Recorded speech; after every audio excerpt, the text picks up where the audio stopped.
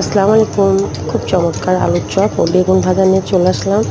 আলুর চপগুলোর সাথে আগে মাখায় নিছি।